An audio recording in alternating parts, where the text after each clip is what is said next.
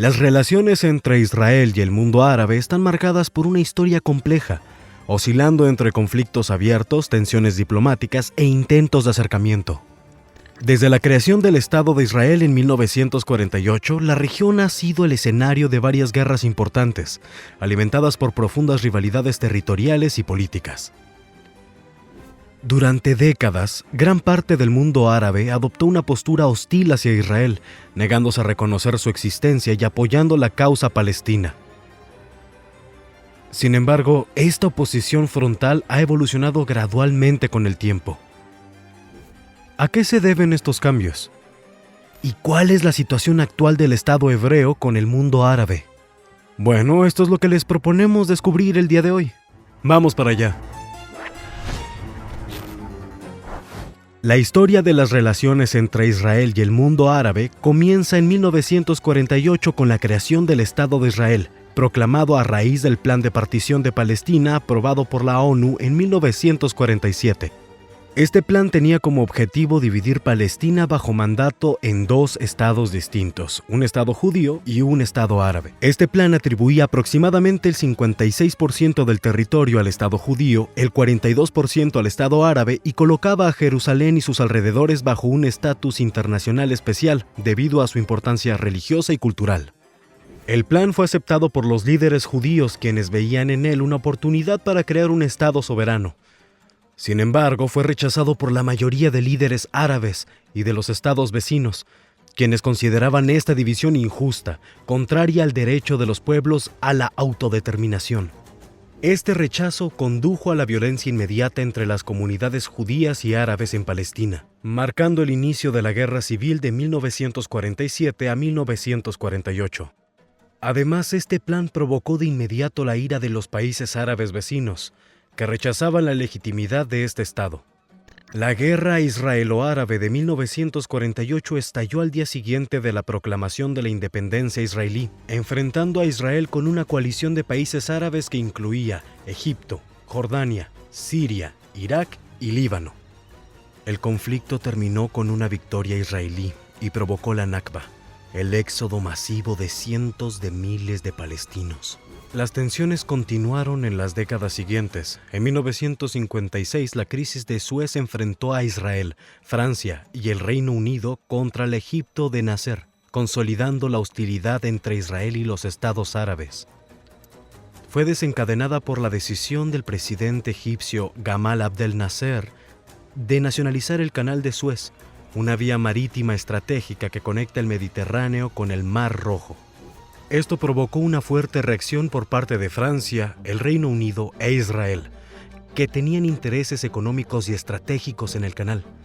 En respuesta, se formó una alianza secreta entre estos tres países, conocido como el Protocolo de Sèvres.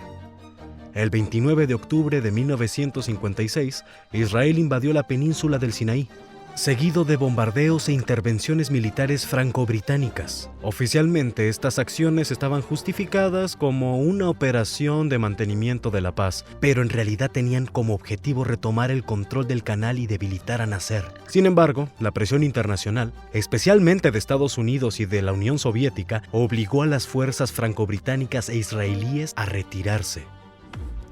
También se puede hablar de la Guerra de los 6 Días en 1967, enfrentando a Israel con varios países árabes, entre ellos Egipto, Jordania y Siria. Este conflicto fue desencadenado por crecientes tensiones en la región, incluyendo movimientos militares egipcios en el Sinaí y el bloqueo del estrecho de Tirán, una vía marítima esencial para Israel. Israel lanzó un ataque preventivo destruyendo gran parte de las fuerzas aéreas egipcias en tierra, lo que le permitió dominar los cielos.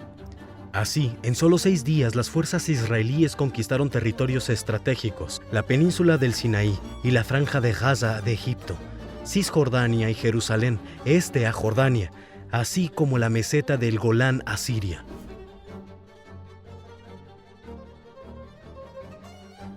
Fue una victoria militar rotunda para Israel, pero también marcó el inicio de nuevas tensiones, especialmente debido a la ocupación de los territorios conquistados.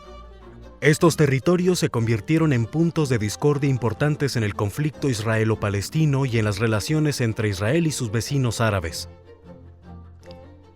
6 años más tarde, en 1973, estalla la Guerra del Yom Kippur. Este conflicto enfrentó a Israel con una coalición árabe liderada por Egipto y Siria. El objetivo principal de los países árabes era recuperar los territorios perdidos durante la Guerra de los 6 días, en particular el altiplano del Golán para Siria y la península del Sinaí para Egipto. El ataque fue lanzado por sorpresa el día de la festividad judía de Yom Kippur, un momento de gran importancia religiosa en Israel, lo que tomó al ejército israelí desprevenido. Las fuerzas egipcias cruzaron el canal de Suez y destruyeron la línea Bar-Lev, mientras que las fuerzas sirias avanzaron sobre el altiplano del Golán. Sin embargo, después de los primeros éxitos árabes, Israel movilizó sus reservas y lanzó contraofensivas. El ejército israelí logró repeler a las fuerzas sirias y penetrar profundamente en territorio sirio, mientras cruzaba el canal de Suez para rodear al ejército egipcio. La guerra terminó con un alto al fuego negociado por las Naciones Unidas, bajo la presión de Estados Unidos y la Unión Soviética. Aunque Israel mantuvo una ventaja militar, la guerra reforzó la posición política de Egipto, abriendo el camino a los acuerdos de Camp David en 1978 y la restitución del Sinaí a Egipto. De hecho, los acuerdos de Camp David firmados el 17 de septiembre de 1978 representan un giro histórico en las relaciones entre Israel y Egipto, marcando el primer reconocimiento oficial de Israel por un país árabe. Negociados bajo la mediación del presidente estadounidense Jimmy Carter, estos acuerdos reunieron al presidente egipcio Anwar el-Sadat y al primer ministro israelí Menahem Begin. Dos aspectos principales caracterizan estos acuerdos. Por un lado, un marco para la paz en Medio Oriente que proponía una autonomía para los palestinos en Cisjordania y Gaza, aunque esta parte nunca se implementó. Y por otro lado, un tratado de paz entre Israel y Egipto en el cual Israel se comprometía a devolver la península del Sinaí a Egipto, lo cual se concretó en 1982. Aunque aplaudidos por la comunidad internacional y premiados con el Nobel de la Paz otorgado a Sadat y Begin en 1978, estos acuerdos también suscitaron fuertes críticas en el mundo árabe, algunos países considerando que Egipto había traicionado la causa palestina. No obstante, sigue siendo un hito importante en la historia diplomática de la región. Así, este acercamiento, aunque significativo, no pone fin al aislamiento regional de Israel, que sigue en conflicto con numerosos países árabes y en tensión permanente con los palestinos. En 1994, Jordania se convierte en el segundo país árabe en firmar un tratado de paz con Israel. Este tratado, conocido como los Acuerdos de Wadi Araba, fue firmado el 26 de octubre de 1994 por el rey Hussein de Jordania y el primer ministro israelí Yitzhak Rabin.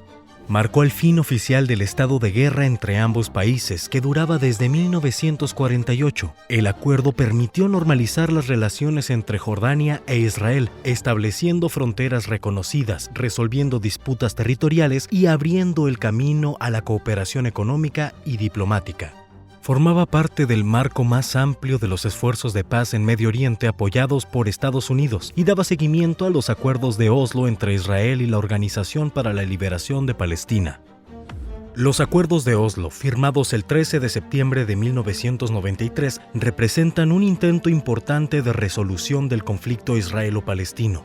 Fueron negociados en secreto en Oslo, Noruega, entre representantes israelíes y palestinos, y culminaron en una ceremonia histórica en Washington, donde el primer ministro israelí Yitzhak Rabin y el presidente de la OLP, Yasser Arafat, se estrecharon la mano bajo la egida del presidente estadounidense Bill Clinton. Estos acuerdos incluían una declaración de principios que establecía un marco para futuras negociaciones y preveía una autonomía palestina limitada en ciertas partes de Cisjordania y la Franja de Gaza. También condujeron a la creación de la Autoridad Nacional Palestina, encargada de administrar estos territorios de manera transitoria durante un periodo de 5 años, con miras a un acuerdo permanente basado en la Resolución 242 y 338 del Consejo de Seguridad de las Naciones Unidas. Sin embargo, a pesar de la esperanza inicial, los acuerdos enfrentaron numerosos obstáculos, incluyendo desacuerdos sobre cuestiones clave como el estatus de Jerusalén, los asentamientos israelíes, los refugiados palestinos y la seguridad. Las tensiones y violencia posteriores, así como el asesinato de Yitzhak Rabin en 1995, debilitaron considerablemente el proceso de paz. En los años siguientes, las relaciones entre Israel y el mundo árabe evolucionan principalmente en torno a la cuestión de Palestina. Las tensiones persisten, en particular con Líbano y Siria. Hezbollah, apoyada por Irán y Siria, se convirtió en un actor principal de la oposición a Israel, especialmente durante la guerra del 2006. Este conflicto comenzó el 12 de julio de 2006, cuando Hezbollah llevó a cabo un ataque transfronterizo matando a 8 soldados israelíes y capturando a otros 2. En respuesta, Israel lanzó una ofensiva militar masiva contra Líbano, apuntando a infraestructuras y posiciones de Hezbollah. Hezbollah, bien preparado y equipado gracias al apoyo iraní y sirio, ofreció una resistencia feroz. Utilizó tácticas de guerrilla y lanzamientos de cohetes para atacar objetivos israelíes, incluyendo zonas civiles. Los combates causaron importantes pérdidas humanas, alrededor de 160 del lado israelí entre soldados y civiles, y aproximadamente 1.200 del lado libanés, principalmente civiles. Después de 33 días de intensos combates, se instauró un alto al fuego el 14 de agosto de 2006 conforme a la Resolución 1701 del Consejo de Seguridad de las Naciones Unidas. Esta resolución reforzó la presencia de la FINUL, la Fuerza Interna de las Naciones Unidas en Líbano, y permitió el despliegue del ejército libanés en el sur del país para limitar la influencia de Hezbollah. Un nuevo giro ocurrió en 2020 con los Acuerdos de Abraham, que representan una serie de acuerdos de normalización de relaciones entre Israel y varios países árabes, en particular los Emiratos Árabes Unidos y Bahrein.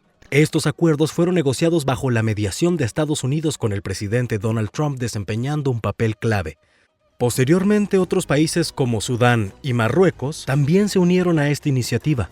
Marcaron un punto de inflexión en las relaciones entre Israel y el mundo árabe, rompiendo con el consenso histórico según el cual el reconocimiento de Israel debía estar condicionado a una resolución del conflicto israelo-palestino.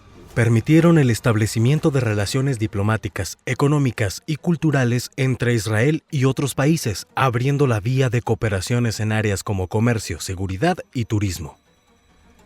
A pesar de estos avances diplomáticos, las relaciones entre Israel y parte del mundo árabe siguen marcadas por tensiones, principalmente debido a la persistencia del conflicto israelo-palestino. Países como Argelia, Irak o Líbano todavía se niegan a cualquier normalización con Israel, ilustrando la complejidad y ambigüedad de esta relación.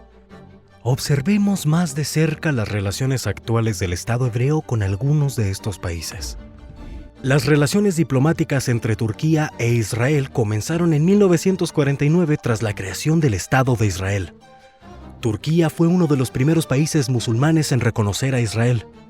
En las décadas siguientes, ambos países consolidaron sus relaciones con una cooperación reforzada en los ámbitos militar, económico y tecnológico. Los dos países realizan ejercicios militares conjuntos e Israel proporciona a Turquía ayuda tecnológica y experiencia en el área de defensa, mientras que Turquía se convierte en un socio económico importante de Israel. Estas relaciones se refuerzan aún más por el deseo de ambos países de contrarrestar el aumento de la influencia iraní en la región. Pero el giro principal en las relaciones turco-israelíes ocurrió a principios de los años 2000 con el ascenso del Partido de la Justicia y el Desarrollo, alias AKP, y de su líder Recep Tayyip Erdogan. Bajo el AKP, Turquía empezó a adoptar una política exterior más independiente, alejándose progresivamente de su alineamiento tradicional con Israel. Las relaciones se deterioraron rápidamente después de la Operación Plomo Fundido de 2008 a 2009, durante la cual Israel llevó a cabo una ofensiva militar en Gaza, matando a numerosos civiles palestinos. Pero uno de los eventos mayores de este deterioro es el incidente del Mavi Marmara en 2010. Este barco humanitario destinado a romper el bloqueo de Gaza fue atacado por el ejército israelí en el Mediterráneo. 9 activistas turcos murieron durante el asalto israelí, lo que provocó una fuerte protesta en Turquía. El gobierno turco exigió disculpas públicas y compensaciones, mientras que Israel expresó arrepentimiento pero se negó a presentar disculpas formales. Las relaciones diplomáticas entre ambos países se rompieron durante varios años. En 2013, Israel y Turquía llegaron a un acuerdo para normalizar sus relaciones, con disculpas públicas por parte de Israel. Sin embargo, las tensiones permanecen, pero en 2020 surgieron señales de acercamiento diplomático, con la voluntad de ambos países de reactivar el diálogo.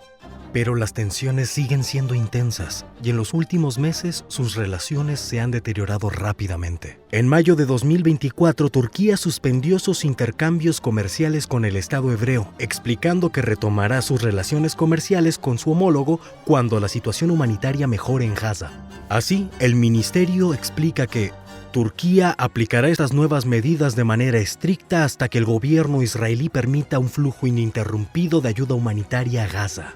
Cabe destacar que en 2023 las exportaciones de Turquía hacia Israel representaron $5.43 mil millones frente a $7.03 mil millones en 2022 y $6.36 mil millones en 2021. Pocos meses antes, Recep Tayyip Erdogan ya había llamado de regreso al embajador de Turquía en Tel Aviv, pero consideró imposible romper completamente con Israel.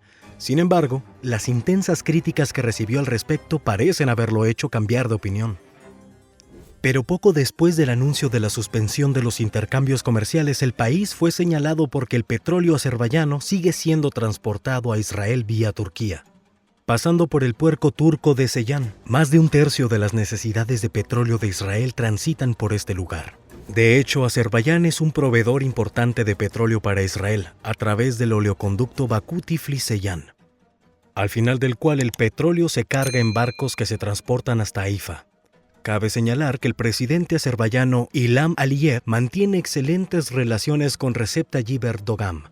Lo mismo ocurre con Netanyahu, mientras que Jerusalén es un proveedor de armas muy importante para Azerbaiyán. Además, las relaciones diplomáticas entre Israel y Azerbaiyán existen desde 1992. Son las más estables que el Estado hebreo mantiene con un país musulmán. Sin embargo, en noviembre de 2024, Turquía rechaza las acusaciones de suministro de petróleo a Israel. El gobierno turco también agregó que ha tomado medidas para impedir que las empresas abusen de los acuerdos comerciales con Palestina, desviando hacia Israel mercancías destinadas a los territorios palestinos. Para poner fin a esta práctica, Ankara ha implementado un proceso de verificación en 3 etapas. El Ministerio Palestino de Economía debe primero autorizar las facturas pro forma presentadas por las empresas que deseen importar mercancías turcas antes de enviar la factura así autorizada al Ministerio Turco de Comercio. La transacción es luego validada por la Asociación de Exportadores en Turquía. Luego podemos hablar de Marruecos. Desde noviembre de 2022, el reino se fija como objetivo reforzar su independencia en materia de armas. Para ello, busca desarrollar una industria militar local, especialmente con la fabricación de drones de reconocimiento y de combate. Para ello, el país se ha dirigido hacia Israel. Este acercamiento diplomático ha sido crucial para la adquisición de drones de calidad. No hay que olvidar que este acercamiento se aceleró desde la normalización diplomática realizada en diciembre de 2020 en el marco de los Acuerdos de Abraham, una serie de tratados de paz y normalización de relaciones diplomáticas entre Israel y varios países árabes, incluido Marruecos, respaldados por Washington. Colaborando juntos en el ámbito de los drones desde 2021, una noticia en abril de 2024 va a sorprender al mundo entero. A pesar de la guerra en Gaza y las polémicas que afectan al Estado hebreo y a su ejército, la empresa israelí Bluebird Aerosystems lanzó oficialmente su unidad de producción de aeronaves no tripuladas en suelo marroquí. Así, el reino da un paso más para fabricar localmente drones capaces de llevar a cabo operaciones militares y de inteligencia. En 2023, Elbit Systems, empresa competidora de Bluebird, había indicado que proyectaba abrir 2 sitios de fabricación de drones en suelo marroquí. Hay que saber que los aparatos de esta empresa están principalmente destinados a misiones de reconocimiento, inteligencia y detección de objetivos. Pero volvamos ahora a la empresa israelí Bluebird Aerosystems. El reino ha comprado varios cientos de drones a la empresa desde 2022, incluidos 150 drones Warner B y Thunder B. Más recientemente, Marruecos adquirió el SpyX. Este sistema de ataque de largo alcance dispone de una envergadura de 2 metros por 1.40 metros de largo. Se despliega mediante una rampa de lanzamiento colocada en una plataforma móvil como un vehículo todoterreno. Fue probado, entre otros, por el ejército marroquí en abril de 2024. Se puede notar que Bluebird ya ha implementado un sitio de producción de drones fuera de Israel. Desde 2017, la empresa fabrica aeronaves no tripuladas en India en colaboración con la empresa Cient. En cuanto a las compras militares de Marruecos, se puede señalar que en el 2021 el ejército marroquí adquirió el sistema israelí Skylock Dome para mejorar su potencia defensiva. 2 años más tarde compró el sistema de defensa aérea y antimisiles Barak MX, fabricado por Israel Aerospace Industries, un dispositivo modular diseñado para responder a las amenazas de misiles y aviones. Hay que saber que el Parlamento marroquí adoptó en 2021 una ley que autoriza la creación de empresas conjuntas en una industria de defensa. Las disposiciones de esta ley, inédita en el arsenal jurídico marroquí, permiten la instalación de empresas privadas en el ámbito del armamento y los equipos militares. Esto permitió la implantación de filiales locales de sociedades extranjeras como la empresa israelí Bluebird de la que te acabamos de hablar. De hecho, en noviembre de 2021, durante la visita a Marruecos del exministro israelí de Defensa, Benny Gantz, ambos países firmaron un acuerdo marco en el ámbito militar y de seguridad. Este prevé, entre otras cosas, una cooperación entre los servicios de inteligencia, el desarrollo de vínculos industriales, la compra de armamento y entrenamientos conjuntos. Observadores israelíes también participaron por primera vez en junio de 2022 en African Lion, el mayor ejercicio militar del continente africano, coorganizado por Marruecos y Estados Unidos. En julio de 2024, las relaciones diplomáticas entre Marruecos e Israel volvieron a ser noticia con la novedad de que Israel Aerospace Industries, alias IAI, el grupo de armamento israelí más importante, acaba de concluir su acuerdo para la entrega dentro de 5 años de 2 satélites de observación tipo OFEC-13. Con un monto de $1.000 millones, se trata del contrato más grande entre ambos países desde los acuerdos de Abraham. Así, estos satélites israelíes reemplazarán a los productos por Airbus que actualmente están en actividad. Sin embargo, aunque el contrato ha sido confirmado, ambos países se han mantenido muy discretos para evitar protestas de la opinión pública marroquí, que desea que el reino se aleje de Israel. Una encuesta realizada por el Centro de Investigación Arab Barometer a comienzos de junio de 2024 mostraba que solo el 13% de los marroquíes apoyan la normalización de las relaciones entre Israel y los países árabes, frente al 31% en 2022. De hecho, en 2022, IAI ya había suministrado varios sistemas de defensa aéreo tipo Barak por un monto de $540 millones, así como drones tipo Heron. Más recientemente, en febrero de 2025, se supo que el reino eligió a Israel para la compra de nuevas piezas de artillería. De hecho, el país no renovó su pedido de artillería a la empresa francesa KNDS y prefirió a la empresa israelí Elbit Systems. Así se firmó un contrato con el grupo israelí Elbit Systems para la entrega de 36 piezas de artillería autopropulsada Atmos 2000, montadas sobre camionetas checos Tatra. Hay que saber que la normalización de relaciones entre Marruecos e Israel en 2020 también exacerbó las tensiones con Argelia. De hecho, a cambio de esta normalización, Estados Unidos reconoció la soberanía marroquí sobre el Sahara Occidental, una región disputada que Argelia apoya a favor del Frente Polisario, un movimiento independentista. Este reconocimiento fue percibido por Argelia como una provocación y una amenaza para sus intereses estratégicos. Además, la cooperación militar y de seguridad entre Marruecos e Israel ha reforzado las preocupaciones de Argelia, lo que ha alimentado una carrera armamentística en la región. Estos desarrollos han contribuido a deteriorar aún más las relaciones ya tensas entre los dos vecinos, marcadas por disputas históricas y rivalidades geopolíticas. Pasemos ahora a Siria. Hay que saber que las tensiones entre el Estado hebreo y Siria comienzan desde la creación del Estado de Israel en 1948, evento rechazado por Siria y por todo el mundo árabe. Como se vio anteriormente, uno de los puntos centrales del conflicto entre ambos países es la meseta del Golán.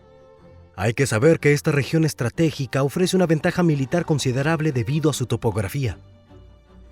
De hecho, es accidentada, por lo que ofrece una ventaja militar significativa, ya que permite al ejército tener una vista despejada sobre los territorios circundantes y un control estratégico de los movimientos de tropas. La meseta del Golán estuvo bajo el control sirio hasta la Guerra de los 6 días en 1967, cuando el ejército israelí se hizo con su posesión. Desde entonces, Siria reclama esta zona como parte integrante de su territorio, mientras que Israel la anexó unilateralmente en 1981, decisión no reconocida por la comunidad internacional. Esta anexión constituye un punto de fricción importante e impide cualquier normalización entre los dos estados. La guerra de Yom Kippur en 1973 marcó un nuevo enfrentamiento directo entre Israel y Siria. Damasco, con el apoyo de Egipto, intentó recuperar los territorios perdidos en 1967. El ejército sirio logró avanzar sobre la meseta del Golán, pero la contraofensiva israelí finalmente rechazó a las tropas sirias. Esta guerra, aunque resultó un fracaso para Siria, condujo a negociaciones internacionales que desembocaron en un alto al fuego y en la creación de una zona tampón, controlada por la ONU sobre el Golán. Sin embargo, no se firmó una paz duradera entre los dos estados, y Siria mantiene su compromiso de recuperar la meseta por todos los medios posibles. Israel considera hoy esta región como parte integrante de su territorio y ha instalado varias colonias, reforzando así su control. En 2019, Estados Unidos, bajo la administración Trump, se convierte en el primer país en reconocer oficialmente la soberanía israelí sobre el Golán, posición duramente criticada por Siria y la mayoría de los países del mundo. Con la guerra civil siria que estalló en 2011, la dinámica entre ambos países evolucionó. Israel adoptó una postura prudente, evitando cualquier implicación directa en el conflicto mientras realiza ataques selectivos contra posiciones de Hezbollah y fuerzas iraníes en Siria. No hay que olvidar que Irán, principal aliado del régimen de Assad, utilizó el territorio sirio para transferir armas de Hezbollah y reforzar su presencia militar cerca de las fronteras israelíes. Esto se llama el Corredor Chiita. Es un eje estratégico que conecta a Irán con Líbano, pasando por Irak y Siria. Este corredor permite a Teherán establecer una continuidad territorial con sus aliados regionales. Facilita el traslado de armas, combatientes e influencia iraní en la región, fortaleciendo así el eje de la resistencia contra Israel y las potencias occidentales. El eje de la resistencia en geopolítica hace referencia a una alianza informal entre Irán y diversos grupos militares y políticos en Medio Oriente, como Hezbollah en Líbano, las milicias chiítas en Irak y Siria y los huites en Yemen. El objetivo principal de esta alianza es oponerse a las influencias occidentales, especialmente a las de Estados Unidos e Israel, y forzar la posición de Irán en la región. Frente a esta amenaza, Israel intensificó sus operaciones en Siria, apuntando especialmente a bases iraníes y convoyes de armamento destinados a Hezbollah. Sin embargo, esto podría pronto significar el fin de la influencia iraní en la región. En diciembre de 2024, la caída de Bashar al-Assad trastornó las relaciones entre Israel y Siria. De hecho, este evento marcó el fin del régimen en Siria tras décadas en el poder. La caída del régimen sirio debilitó considerablemente el eje de Damasco, Teherán y Hezbollah, creando un vacío estratégico en la región. Para Israel, esto podría representar una oportunidad de reducir la amenaza iraní en su frontera norte, pero también genera incertidumbre sobre el futuro político de Siria.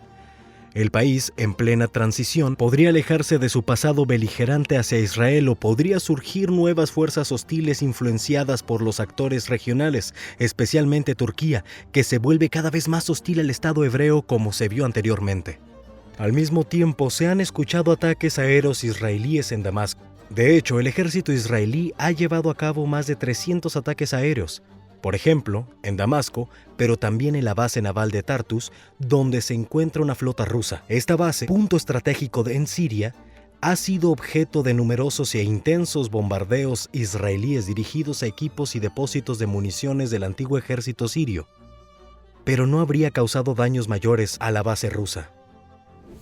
Además, las fuerzas israelíes avanzaron en la región del Golán, tomando control de la zona tampón. Avanzaron hasta 20 kilómetros de la capital de Damasco, lo que provocó gran preocupación internacional. Desde entonces, la situación ha evolucionado poco, pero a principios de febrero el ejército israelí volvió a atacar varias zonas sirias. explicó en un comunicado que apuntó a un depósito de armas de Hamás en el sur de Siria donde se encontraban armas destinadas a ser utilizadas para atacar soldados israelíes. Viene ahora Arabia Saudita. Antes del año 2000, Arabia Saudita, como muchas naciones árabes, adoptó una posición firmemente hostil hacia Israel desde su creación en 1948. Pero los años 2000 marcaron un giro discreto donde comenzaron a surgir intereses comunes entre Arabia Saudita e Israel. Estos intereses están principalmente relacionados con preocupaciones de seguridad regional, especialmente frente al ascenso de Irán.